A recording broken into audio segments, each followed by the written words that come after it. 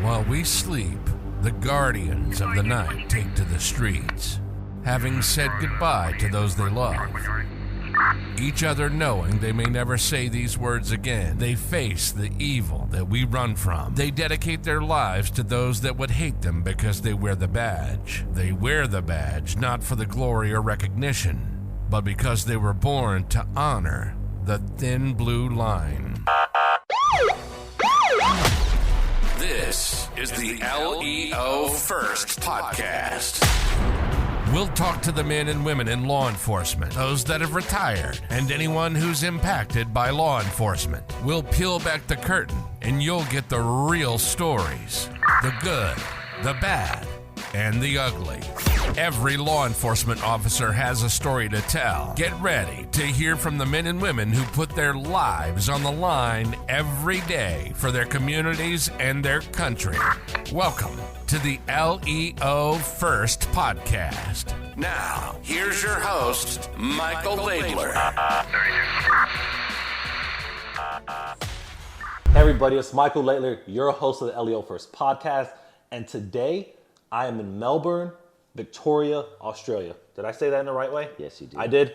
And as you all know, part of the LEO First Podcast is in-person podcasting. Now, you're going to hear the word podcast a lot in the beginning just because we do a lot of winging and try to have fun. But one of the joys of having a podcast is it gives me the opportunity to come around to different countries, different states in the U.S., different environments. And it just allows to show that in law enforcement, whether you're in the industry, retired, thinking about it, you're a vendor supporting it, it shows that we're just people. And one of the cool things about today's podcast in Australia is that I'm actually in my Airbnb. One of the benefits to traveling and I think trying to explore the city without necessarily being in a hotel is finding Airbnbs like this. Finding a place where you can have a living room, a kitchen, your own bathrooms, and it's spacious. If you check out my Instagram, you'll kind of see that the background, I think we're on the 14th floor, but all these high rises and just the setting in itself makes such an amazing difference. Now, let me stop rambling because I'll talk about this whole Airbnb. I'm not promoting them. I'm not endorsed by them yet. Maybe somebody in Airbnb sees they're like, hey, we want to put Michael Laidler as their new image. But whatever it is, I always say find a rental or find a place that's not a hotel so it gives you the chance to kind of have some space and enjoy yourself. But today we have a special guest, and I think based on what he and I talked about in the green room prior to the show, you're going to be very thrilled and you're going to be excited that his background in law enforcement up to this point affects us everywhere. And sometimes when it comes to communication, reading body languages, understanding how people just function, whether they're in a law enforcement setting or out, it could be applied everywhere. And I know for me, just talking to him, it's been very refreshing. It's also been educating because he done educated me today about studies that I'm probably going to use in my future keynote presentations just because I think it's so valuable just as a person to know some of these things. So today we have Lee Wolahan with us. He has over 23 years of law enforcement in the country of Australia, 13 years as a police negotiator, and some of the things that he's done up to this point in his career has been game-changing. And I know he'll get a chance to tell you some of those things that he's working on and things that he's really enjoyed about being in this industry. He was on a podcast, and I do have the note. Don't tell me, Lee, because I took it down, because you're going to get a whole bunch of chance to talk. He was on a podcast before called Police Life, The Experts, and the title of it was Negotiators. So if you hadn't have a chance, you can find that on Spotify. You sent me the link about that today. I was told check it out, and it'll give you another perspective if you even want to know more about him from a different angle versus this podcast. But as you all know, part of the LEO First Podcast is highlighting law enforcement officers, highlighting this industry, because I always want to humanize the badge. I always want to show that at the end of the day, we're people. You go to the grocery store, you're a person. You go to the doctor, you're a person. You're going to your kid's recital, you're just a person. But that uniform is heavy. Whether it's polyester, cotton, whatever tactical new material they try to give us, fire resistant, it is very heavy, but we still have things that go on, and we still have families. We are married, divorced, kids, whatever you want to look at. And with that said, it allows each of us to have the opportunity to just see people from different walks of life. And obviously, this is a very different walk of life. I was telling Lee before we started that this is my first time south of the equator. So being in Australia, and for all my people back in the US, you know that right now it gets dark at like 5 o'clock at night. It didn't get dark until like 9 o'clock last night. I was very confused because right now we're ready to go to bed in like an hour at like 6 o'clock. Last night when myself and my friend Tim, we were at the Australian Open, it hit 9 o'clock at night and we were like, it's just getting dark out. So that was kind of interesting when it comes to like the positioning of this country and just how this continent lies. So I will tell you, if you haven't been to Australia yet, it's on my list to come back probably next year with my buddy Jason to do another Australian Open. But this country, especially Melbourne, the first place I've been at here, has been really nice. It's been, I did get stopped by Border Force when I got here, which was a different experience. It was cool, and we might get that. If not, you can just message me offline. I could tell you it was a fun experience. I didn't get strip searched, or they didn't take me to the back room, and there was no digital checks. And if you don't know what that means, go look it up. there was nothing like that. But it was kind of cool to see the level of security and some of the things that are being done to ensure that whoever comes in this country, whether they look like law enforcement or they look like the worst person in this world, that safety is important in security. So I'm rambling enough. I told him I'll only ramble for like 2 or 3 minutes. I don't know what we're at right now, but we're probably well past that. Lee, what do you want to talk about today, and what do you want to kind of get into? Well, first off, I just want to say, Michael, thank you for having me. I've actually listened to a lot of your show. I really do enjoy listening to it because everyone grows up in a country outside of the United States looking at law enforcement from a United States perspective, because that's where the TV shows and the movies, it mostly comes from there.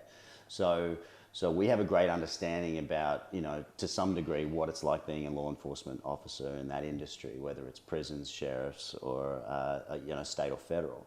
And so we just wanted to highlight the similarities and some of the differences of the things that we do in different countries. I was in New York City a while ago, and I was talking to 2 police officers, and one of the police officers, she was very young, and she said, what's the food like? Do you have like American food, like cheeseburgers? And I'm not going to do the accent, but her partner says, you sound stupid when you say stuff like that. It's exactly like the States, but just slightly different, and we use centimeters. They use centimeters instead of inches, and it's very similar. You all have an accent to us, but we have an accent to you. Everything else is the same. Yes. So what I wanted to do is, I'm a big fan of don't be the hero of your own story. So I'm going to tell you a story of my first experience with a police negotiator and how that was formative in the way that I felt about this as a career, and did everything I could to try and get into that field. So I'm going to take you back. Okay. 2002, Napster was one of the most popular websites. America Online was the most used trafficking platform. Nickelback was #1. I think we're dating ourselves right now. Yeah, but keep going, because there's some viewers that might be Generation Z that might be like, what is Napster? Petrol was a quarter, or gas as you call it, was a quarter of the price. And so I was a uniformed police officer in a metropolitan police station, and we got a job for someone who was barricaded inside a room, threatening to end their own life with a knife. And so when we got there, I could hear distress on the other side of the door. I was young, I was stupid. And my father always has a saying that if you don't look back on your old self and think that you were stupid, then it means you're still stupid. He sounds like a very wise man. He is. And anyway, I decided I needed to get into that room to help this poor guy. Mm-hmm. And I don't know if you or most of your listeners have done it, but kicking in a door is not something that I had done before, but I'd watched it on the movies. And so I leant back and I put my foot straight through the door, and then hopped on my foot for about 20 seconds until my partner could get me right. And we finally got ourselves in. So the element of surprise was gone. When I got into the room, I saw a pretty distressing sight, which is someone holding a knife to their throat with no clothes on, clearly suffering, a mental health episode. They're in crisis. And so I did I did what I tell my students, is that you don't rise to the occasion, you fall to the lowest and best level of training that you have. And so knife equals gun, so I pulled back then it was a Smith & Wesson K-frame 6-shoot revolver, and I pulled it out. We're showing so much age, but keep going. Yes. I know, and I had a Super Nintendo. That's gonna. Oh yeah. You probably had a Sega Genesis too, probably. And so I pulled out my firearm and I pointed at him and I just started shouting. And eventually a tactical team turned up, and it felt like forever. And then the negotiator turned up, and he turned up in shorts and a Hawaiian shirt. And he didn't have any kit on, and he looked different. And the tactical team were very, respectful of him. And he stepped in and he said, look at him, he's terrified. And I nodded and said, yeah. And then I felt the hand on the top of my gun, and he goes, I'm not talking about him. And he lowered my gun, and I put my gun away, and he said, this guy's scared, and so are we, so let's give him a bit of space, and let's move back, and let's bring calmness to a chaotic situation, not elevate it and escalate it in a way that is counterproductive. So from that moment, I spoke to him afterwards, and I said, I want to apologize. I really messed that up. And he said, no, you didn't. You did what you were trained to do. And he goes, you kept your faculties together enough that you did something. And indecision is a decision. And I've never forgotten that if you can't decide to do anything, that's a decision. Mm-hmm. And so from then I thought, well, I really want to be a negotiator, and I want to do what he wants to, what he did. And so my mum always said to me, find something that you enjoy doing and be really, really good at it. And so your parents got a lot of good advice. Yes. Yeah. They seem there's a lot of wisdom in all these things. Yeah, I'm very lucky. And so what I did was I found mentors, and I found people that were in the industry. And where I come from, it's very different. Our police negotiators are in the tactical team. They're part of the tactical team, and they have all the same training and the same capabilities.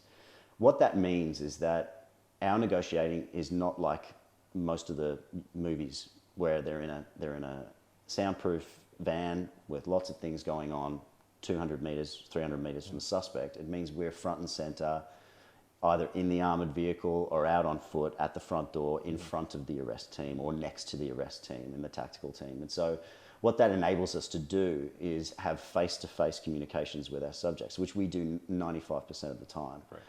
It flips when you get to other organizations that they do everything by phone because it's safer. But the thing about safety is that sometimes you miss out on the nuance, and you miss out on the opportunity to make subconscious decisions about that person that you're talking to. Where are they looking? What are their hands doing? Are they sweating? Have they got rapid eye movement? Is their brain online? What is their brain state? And so what we enable to do is that when we're face to face with people, we can break down those barriers very, very quickly and get ourselves a successful outcome without using force, which is the ultimate outcome, I would believe. So I eventually got into the tactical team, and that was very tough, as a lot of your listeners would know. It was difficult, and I loved it, but there is nothing more fulfilling for me and thrilling than standing there at a siege in front of the best in the business, and everyone's watching you and listening to you, and the subject is in a position where he thinks he can outwit you. And so I got asked recently, what's it like? And I said, it's like doing stand-up comedy for the first time, but you're being heckled by someone who's on stage with you, chasing you around with a baseball bat. And so, I loved it. So 13 years as a negotiator, I now run negotiator training and negotiator training courses. And I'm part of a world-leading team of negotiators. We've got 18 of us, and we cover a great distance. If you imagine our location is about, I would say, a tenth the size of the United States that we cover. So it's a big land. It's a lot of coverage for 18 people. So it's a lot of coverage. We have to be able to triage jobs well. We have to be able to determine what deserves our attention the most. But we also spend a lot of time upskilling detectives and specialist units, because what we have to teach is no secret. It's be truthful, be kind, be empathetic, but also be able to influence and change behaviors as you go. Yeah, and, one thing we talked about when you talked about like upskilling, like the non-negotiators or the people that are earning the unit is, when you do that, it makes your job more efficient when you do have to get the scene, because if they know some of the expectations, they could be removing those already. So it's like you're almost just coming into the game versus trying to start the game all over. The last thing you want is, like you said, that person that's there before you to be escalating that person's anxiety or that kind of fear that they have, whatever it is, versus like, no, let me teach and uptrain some of these people. So when I get there, I'm like, okay, have we done X, Y, and Z already? And that person that was there before, you can say, Lee, we did it all. We tried everything, or this is where we're at. So it makes it a little bit more effective when you guys do get on scene. Absolutely. I think you've hit the nail on the head. So one of the things that I say in my teachings with detectives in uniform is don't lie, which sounds very simple, but police lie to people all the time. So, actually, I don't know what it was when you came through, but that's one of the things that they kind of trained us. They said, hey, we're at least in the U.S., I know there's case law and Supreme Court like law for us that says if you got to lie to somebody to get, obviously, the answer that you're looking for the legal right, they say lie to people. Hey, tell them whatever they want to hear. But as we've got more wise, that if it catches up to us. Exactly. So, for example, I say when we get to a job, we'll be given the entire history of that person, and we'll be told exactly what they're going to be arrested for or taken into some sort of care for a mental health episode. So we say, when we get on scene, we listen to the person who is being unsuccessful. So that might be a sergeant or a supervisor or a detective. Because you're there for a reason. So obviously if you're there, like you said, and I want people to understand that part, by the time your unit gets there, that means that somebody else wasn't successful. Yes. And you're not just coming because you just want to show up because you want to be everywhere. It's because you're there now. There's a reason why you're there. It ain't like whoever your chain of command just say, hey, guess what, Lee? We just want you to go to every call like this. No, it's because someone's not winning. So when you do show up, and that I think that applies to other parts of life too. Like if you call for help, when the help gets there, let them do what they got called for. Yes. And so when we get there, a lot of the things that I keep hearing and I'm trying to train out of people is they're there because, say for example, a hypothetical. The person has done a domestic assault, serious charges are pending, and they're going to be arrested and interviewed and perhaps taken into custody. Yeah. Unfortunately, because the person who is negotiating on the police behalf, they're stressed and they're nervous and they don't want to upset that person. They're saying things like, and I hate this, I just want to chat. And it's not true.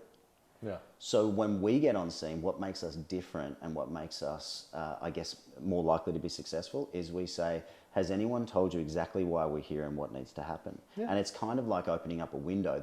Yes, you're going to get a reaction, but that person will then start to trust you because they haven't been told that information or they were in a position where they were unwilling to absorb that information. Yeah. And so for us, like you said, we don't get called by 000 or 911. We get called by police officers or we get called by government agencies, and we sometimes do work in prisons or anything as high as a counterterrorism event. But when we get there, someone's already been talking and they've been unsuccessful, and that can be tricky because you're tapping someone on the shoulder and saying, sorry. Hey, tag, you're out. Yeah. You're not in. Well, for anyone who's done breaching before or method of entry, the last thing you want to hear when you're ramming that door is change, you're out. And that's when the technique drops and the foot comes off the door and everyone starts doing some wild stuff because they don't want to be told you didn't get the chocolates, you didn't get the win. But it's reality. Yes. I mean, like if we have. In law enforcement of all levels, all countries, we have specialized units for a reason. That's what they do. Like, people are like, well, I could do that too. Well, if you can, put in for it. If you can qualify, and then you can start doing it. But if that unit's called, you have to have that at least understanding that they're there for a reason. Yes.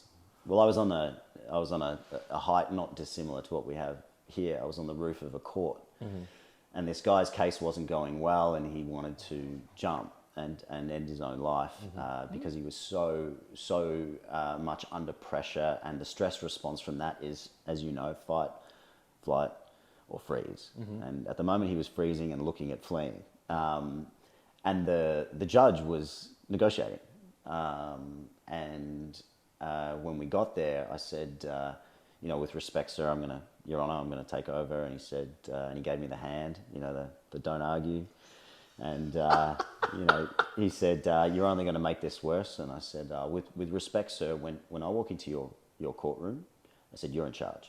I will give you the respect and yeah. That's what you specialize in, yeah. That you deserve. Case law, yeah. And you are in charge. And if I was to ever try and take charge of your courtroom, I would face pretty significant consequences, would I not? And he said, yep. And I said, well, this is now my courtroom and I'm in charge. And so with respect, you can sit and watch, but I need you to hand over control now, please. And we had a good conversation afterwards, and sometimes you need to take a step backwards, but we rebuilt that sort of relationship afterwards. But it was a kind of a satisfying thing to say to a judge. But you're not there to make friends, like in that manner. No, you're right. You're there to get a result, and that result is usually to save somebody's life. Yes. So you're going to step on somebody's shoes. It's just what it's like leadership. Like if you're called to come handle something as a leader, once you're there, you're there. Like, I'm not trying to make a friend with that person right now that I'm taking over, because I'm here to get a result. And my result is to save a life. That is my number one thing. So you said something, and we talked about it in the green room, and I wanted to make sure we brought it up because I think it's very important for our viewers to know. And I know you were excited about it because I could tell you do research and data. Like, you just don't make things up like that. Like, we talked about wisdom and intelligence, and I know you're just not intelligent. You have the wisdom to go with it.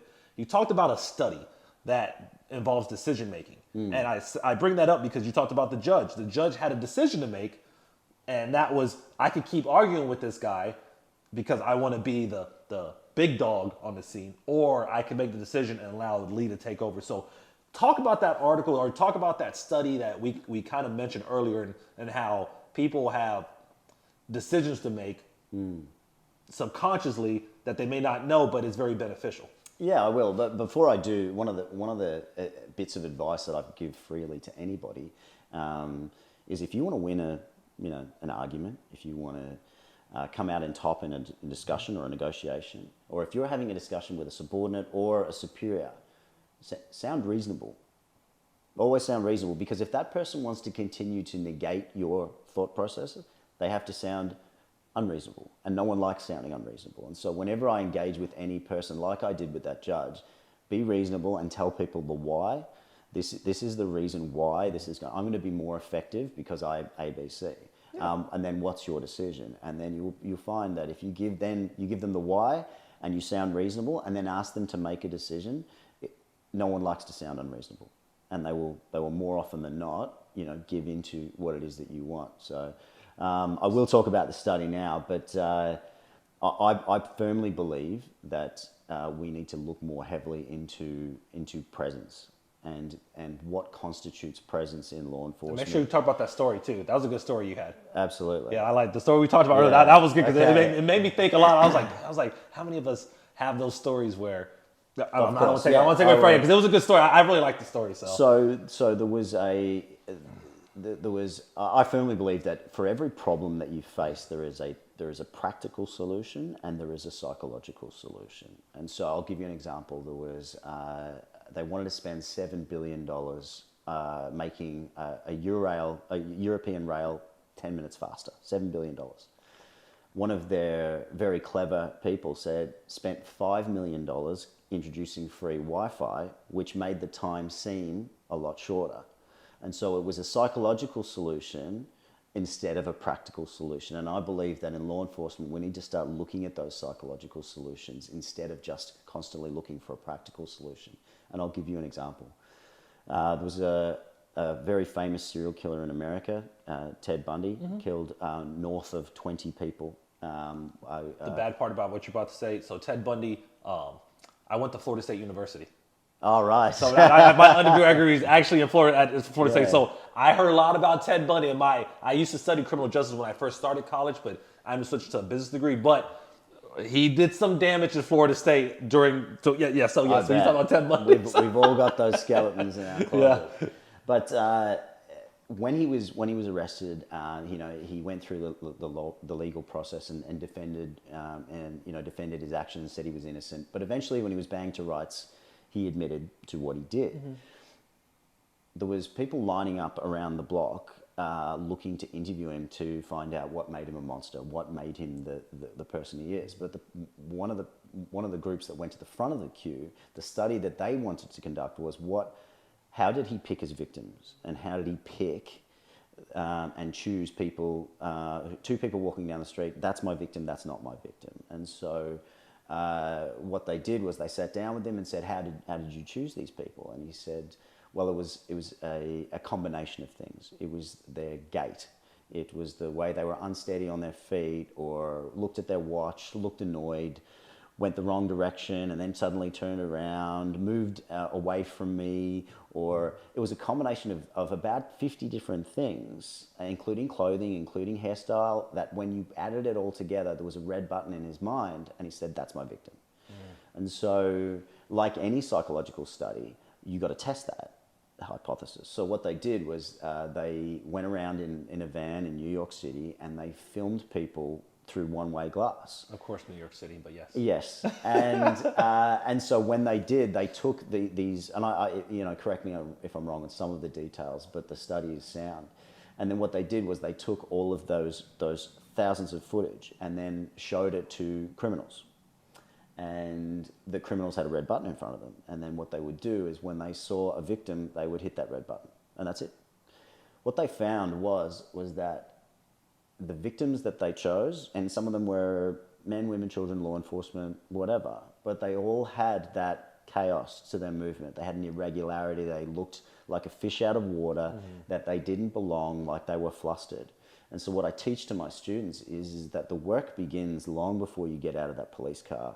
The work begins on your way to the job, and it's getting yourself in that mind state where you feel calm, you feel composed, and you're quietly confident. So when you open up that door, you're not carrying a bunch of stuff.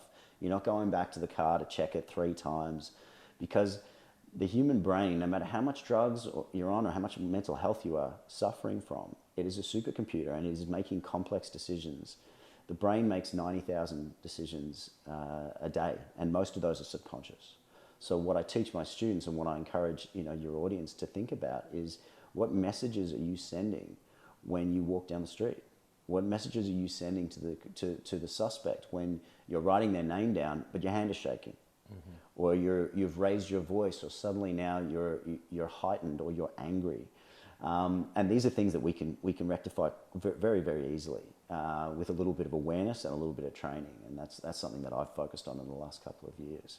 But to your point, I was saying to you in the green room before that I was walking down the street in a bad neighborhood with my then girlfriend, now beautiful wife, and if she's gonna watch this, she's gonna appreciate that. Amazing. Yeah, cheekbones to die for. She's very smart. We'll mark that. That'll probably be like looking at my watch. That might be like around the 21-minute mark. So you can let her like, hey babe, you're on a 21 minute. Just watch this. I don't know what's going on, but Mike said watch this part of the podcast. I love you, Rowena. And anyway, we were walking down the street in a bad neighborhood, but good food. Correct. And I saw, someone who has been in and out of trouble. I could just tell, as most of your audience would know. Anyway, I did what I normally did and just walked past him. That's it. And then as I walked past, he gave me a sideways eyes and he said, "G'day, boss," and then kept walking. And my wife said to me, "Well, how did he know you're a police officer?" And I said, "Let me go check." So I said, "Oh, excuse me, mate." And he said, "Yes, boss." And I said, "Can I ask you a question? How did you know I was law enforcement?" And he said, "Oh,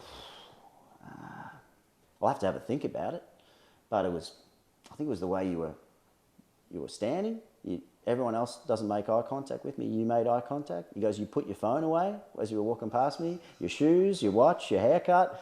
And I'm just going, oh my goodness. You're like, I did all of that. Like, I did all of that. All my viewers right now are probably thinking, I just did this 5 minutes ago. Yeah, and he kept going, and he was really he was quite articulate about it. And then he said, "Well, how did you know I'd been inside prison?" And I said, "Well," and I didn't tell him the truth, which is, you know, the sunken cheeks and the fact that he's got nothing in his hands and he's sizing everyone up and the shoes and the bag around there. But I didn't. I just said, "Oh, look, probably the same sort of things." I said, "You've got your hands out of your pocket. You're walking with confidence."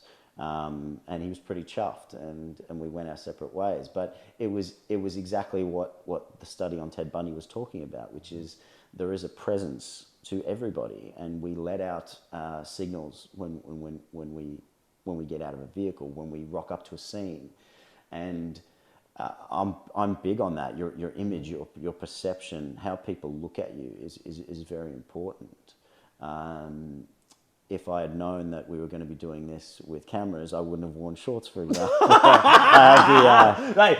The viewers know, hey, we show up. Hey, you know why? You know why you got shorts on? Because you're a human, right? Yeah, that's right. You got to pull apart. You're like, hey, trust me. Hey, but see, so on that note, I'm happy you said that. I'm happy you're wearing shorts. I'm happy you're comfortable, because what ends up happening, and obviously, look what I mean. I'm wearing a t-shirt, jeans. I mean, people see me at my failure. I mean, earlier, I don't know if when I edited, people are going to see I have on these bright, I guess I'll just show these bright neon green Brooks. Like, this is what we do. Like, we're not always in a uniform. We don't always have tactical clothes on. We don't have an extra 80 pounds of gear on. We don't have Kevlar shields. Like, we don't always, or Kevlar helmets. We don't always have that. So with that, how do you, and I want to highlight this, because one thing we talked about resilience, we talked about earlier.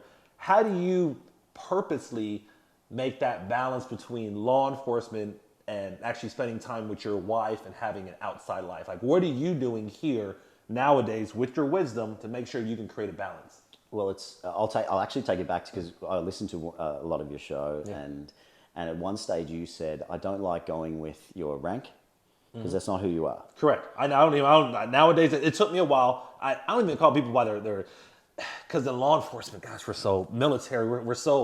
We're so bad about using last names and only knowing people's last names. Yes. Yeah. Go to a Christmas party. This is Paul?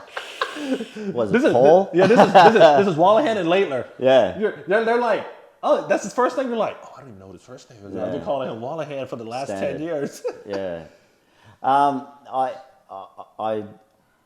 It took me a while, because when I went through the academy, and I think we joined law enforcement a similar time. I was 2005. Yeah, so I was 02. Yeah, so you're 3. Yeah, but that's 3. Same thing. you know, that is your brain for a young man. Your brain hasn't even formed yet. It doesn't. The human brain as a young man doesn't form fully until you're 27, and so it is a natural human thing for law enforcement to become part of who you are, and so I fell down that rabbit hole, and I started to have my orbits of my friendship groups suddenly just being police officers. And that's great. I love those people, and I love everyone I work with. I work with people way smarter than me, but that's not healthy for me in the long term, because what happens if you get suspended? What happens if you've made a mistake and those people, you know, for obvious reasons, aren't supposed to talk to you during that period? Like, you need to have a fully rounded group of friends. And so that's why I consciously make time for people who aren't police officers and aren't in law enforcement. And what I do with my wife is when I've had a stressful day, I'm vulnerable. And I've lost friends to the great sickness of depression, and one of the things I can tell you about every single one of them is nobody knew. And so no one knew how they were feeling, because if you were to ask me to describe the qualities of someone who's no longer with us, I would say stoic, staunch, strong. Nothing fazed them, and that's just not true. They were just blocking it. Yes, and so I am very, very, I'm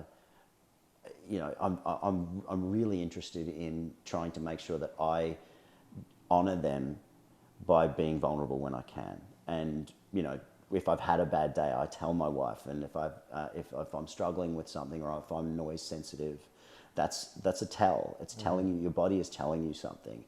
But on the flip side, going back to resilience, stress is a force. And stress is a force, but so is heat. It can heat up your food. It can keep you warm. It can also burn you. Yeah. So the way we got to look at stress is not every stress needs to be considered to be a bad thing. And so when you have a stress response following a critical incident, that's a normal human reaction. It's like inflammation in your shoulder. People go, oh, I got to take anti-inflammatories. No, you actually need inflammation. Yeah. It's cells rushing to that area to fix you. Repair, yeah. And so when you're noise sensitive after an incident, or if you can't sleep, that's your body trying to deal with it. And so don't shy away from it, or you drink it away, or you laugh it off. Like, you actually need to absorb that and realize this is kind of a stress response in my body, and I need to deal with it. So I don't take my problems home.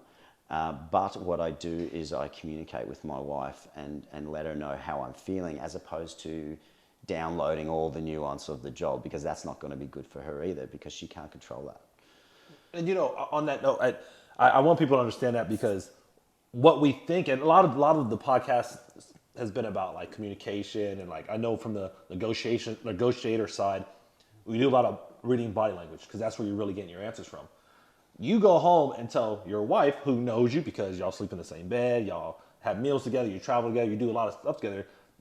Just because you're verbally telling her nothing's wrong with you, she sees it. So now you are lying to her for when you shouldn't. Versus just saying, hey, you know what, I had a bad day, and obviously you let them know.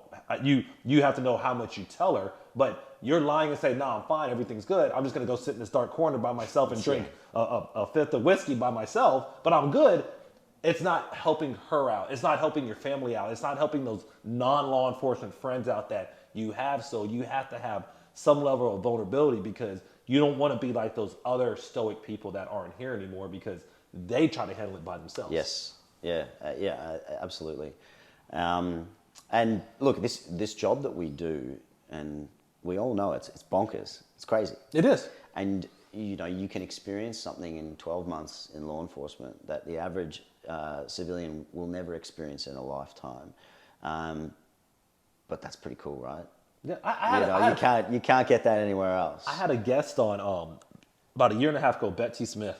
Betsy Brayton or Smith. I don't want to make sure, because I know she has a maiden name in there too. And she told me she started in the 1980s. She said her first call in FTO was a double homicide. Wow. So you talk about 12 months. If you're in law enforcement, you don't know. I mean, anybody that's in law enforcement or have the aspiration to get into it, it's very good to know that, or understand that on your first day, you can see anything, because you don't know what you're driving into. You might think you're going to a routine cat climbing a tree, or a burglary alarm that was set off. You get there, and an actual burglary, or there might be a sexual assault. You really don't know. So you're right. There's a lot that happens in law enforcement. Yeah, absolutely. And I spent a lot of my time now training, which is good, but I have done sieges, I've done barricades, I've done kidnappings, I've done CT related events, and I always said that when you walk into that building and you no longer feel enjoyment, it's time to do something else. And I love coming to work, and I love working for this organization. And I think there is nothing greater than that sort of civic responsibility and the duty of serving. And so when I was young, I tried to get into the army. Both my brothers did military. I got into officer training, and they rang me up and said, the doctor wants to talk to you. And I had my bags packed, and then he said, you sleepwalk? And I said, yep. He goes, do you see that could be a problem? I was like, oh yeah. And I was 17, and I said, oh yeah, okay, yeah, I can see that would be a problem. And he was like, thanks, but no thanks. And that was kind of heartbreaking, because we're immigrants. My mum and dad, my two brothers, we emigrated from Ireland to Australia, and so I experienced this city the same way that you did 2 days ago, with a sense of wonder and loving it. And my dad said, this place has been so good to us. You need to serve in some way back, and you need to contribute. And so I ended up trying to do a bunch of different things, and I just didn't. I felt sort of imposter syndrome what I was doing, and so one of my friends who's now still in the job, but he said, "Why don't you come and join the academy?" And I said, "Well." That's a good friend. That's a good friend, Yeah. and he introduced me to my wife as well. Oh my gosh! Yeah, dang! I don't know if you had a choice, but you need to be somebody's godfather or something like that's that. right. But he said, why don't you come and try it out and see what you do? And so I worked all the way through, all the different facets of this organisation, and to have the opportunity to be one of 18 people. Negotiating and specialising in that is something that I feel incredibly grateful for. And as we all know, we don't do this for the money. No. We do it for the experience. And again, I'm going to refer to my father, but he said, whatever you do, don't try not to have a boring life. He goes, because that's free. Well, you listened to him very well on that one, Lee. And I genuinely think that at the end of my career, even today, I have not had a boring life. And it has been thrilling, and it has been scary, and it's been exciting, and it's been sad, and it's been so enjoyable and fun. But I have not had a boring life, and I owe all of that and more to working in law enforcement. And I think the work that you do, and your book and all the sort of highlights that you shine on the work that we all do is absolutely commendable. And I really admire what you do. I appreciate that. And I could tell when I speak to people from certain organizations how good the organization is because, for example, you're sitting here talking about it. And some people, they shy away for whatever reason, whether it's politics or maybe sometimes the organization has a fear. But a lot of our organizations are actually really good in law enforcement. Like, people don't realize it, and maybe they don't, but it's cool when you've been in anything for 23 years. Like, I tell people that's not something that just happens. Even law enforcement, being in it for 5 years, a year, like, it's a testament to that organization or those agencies out there that are like, how do I build my organization? How do I recruit, retain? I said, well, you find your people that have 20 plus years in, and even if they seem disgruntled, they're still there. Like, they're there for a reason, because outside of the military, every other thing, you can leave any day you want. So there's always something drawing us back to where we're at. And I'm happy you highlighted that, and you were able to say, like, hey, my organization is actually really good. Like, it's giving me the lifestyle I want. So with that said, with that in mind, if people are looking to find you, Lee, where's the best place or places? Yeah, so I'm on LinkedIn. I'm not like you. I'm not an author or anything like that. I'm still an operational police officer. And so, I'm on LinkedIn, and I did a podcast with our organisation called Police Life, The Experts, and we did an episode, the pilot episode, which is called The Negotiators. And so my friend and colleague Matilda and I, we feature on that episode, and we talk about some of the things we talked about today. And there's a pretty interesting job where we had 2 jobs running concurrently at the same incident. That we discussed it. But the great thing about the podcast is it gives you an idea about all the different aspects of law enforcement in this place that I call home, which is Australia, which is a wonderful place. And I see that. I encourage anyone to visit it, because I read Dr. Kevin Gilmartin's book called, I think it was Emotional Survival. Emotional Survival for Law Enforcement. And he was speaking to, I think it was 1,000 police officers in America. And he said, put up your hand if you've ever been to Australia, because he does a lot of work in both countries. And he said about 60 hands went up. And he goes, now put down your hand if the visit didn't include you visiting a military base. And I think there was 1 or 2 hands left. And he said when he went to Australia, and I was there was about 1,000 police officers. And he said, put your hand up if you've been to America. Every single hand went up. And I encourage Americans to come and visit this country, because we're not only allies, but we are very similar in our values, and I think there's a lot to learn from broadening your horizons. And if you're ever in town, reach out and I will. You don't have to talk, Lee. You know me, and I mentioned it earlier. The only difference is that you have an Australian accent, I have an English or American accent. Everything else is the same. Yes. And I went to Serbia, and if Ivan Guduric is watching this show, he said the same thing about his country. Like, hey, we're not that. We're the biggest difference in some of the other countries you go to is language and maybe food, but law enforcement, we're all here to protect and serve. Yes. We're all here to save lives. We're all here to be bigger than what a uniform is, because we know we're not doing it for money. We're doing it because we actually we enjoy what we do. So for like my viewers and the people that are like, well, Australia's kind of far away, like from, I think right now from Texas where I live full time, it's like 17 hours in the past. So while we're on like a Friday to Thursday there, only difference is the time change. That's it on that part. But I agree. Australia is a place that I can see coming back next year, and I do recommend people come to it just in general, because why not? Why not learn about other cultures? Why not learn about other areas? Australian Open was fun. I stayed up until like 3 a.m. watching the match, which I'm not saying it doesn't happen everywhere, but it was kind of cool. And then I left and I felt very safe. Yeah. I caught an Uber back here to the Airbnb. I didn't have any concerns, any worries. I didn't have to walk through any crowds of people, but it was definitely something that I recommend for people that if they are kind of skeptical about Australia, to say, hey, come back, check it out. Yeah. Be one of those 1,000 police officers in the U.S. that can actively raise their hand and say, hey, I actually been here. I've been to Melbourne. I've been to Sydney. I've been to Brisbane. I've been somewhere because it's worth the visit. Now, with all that, what are some final words? The final words I want to say is that the skills that you learn in communication, so understanding things like leverage, what is that person holding or doing that's stopping me from doing my job? So why are we in a negotiation? So if you're speaking to someone who has a knife, the leverage is the knife. If they're on a bridge, the height is their leverage. Understanding leverage is really important to getting someone to comply, because the opposite is what is true as what you think. So if you focus on the leverage, the person will go, oh, he wants this leverage. I'm gonna hang on to Smart. this.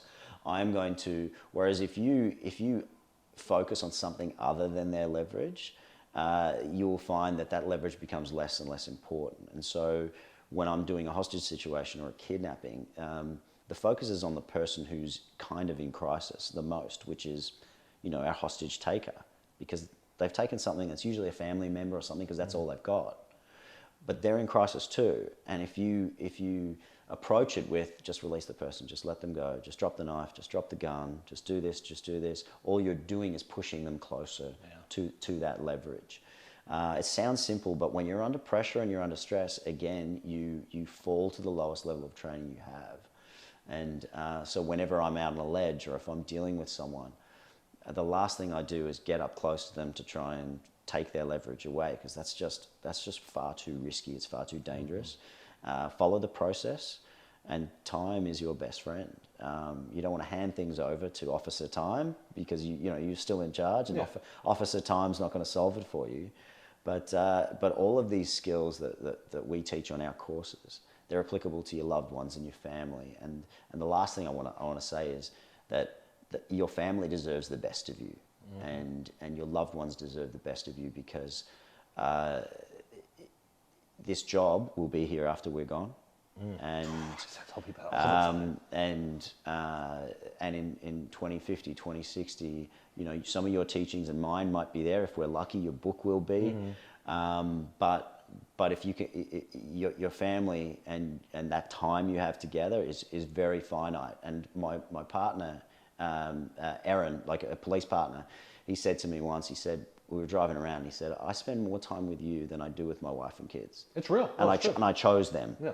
I didn't choose you. He goes, there was a compliment coming. I knew it. You're thinking about like, wait, I might revisit this conversation. Yeah, and I was like, where are you going with this, Aaron? And he said, but I just want you to know that I enjoy this time. I do. I cherish it. He goes, but I want to spend as much quality time at home with my wife and kids. And I took that from him. And so, yes, we give our best at the job, but we should retain our very best for the loved ones we have, because they're all we've got, and they rely on us, and we rely on them. And be kind to people, because everyone out there in these streets below us is fighting a battle that we know nothing about. And I just encourage all of us, when you're dealing with people, speak softly, carry a big stick, but be kind.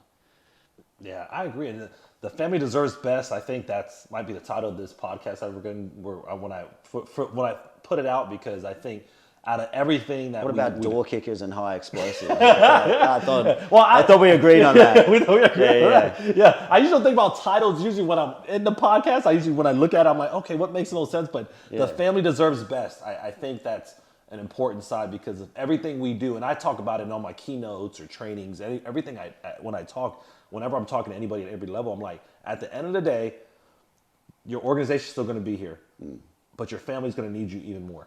Especially if you've given 25, 30, 40 years to this industry, you got to be giving your family the best, because they're going to be the ones that's going to take care of you at the end.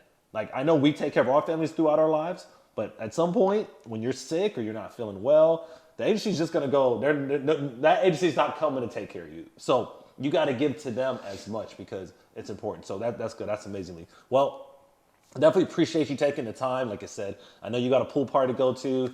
I know you about to go live it up. One thing I want to do is make sure I gave you a copy of my book. I want to make sure I give you the right one.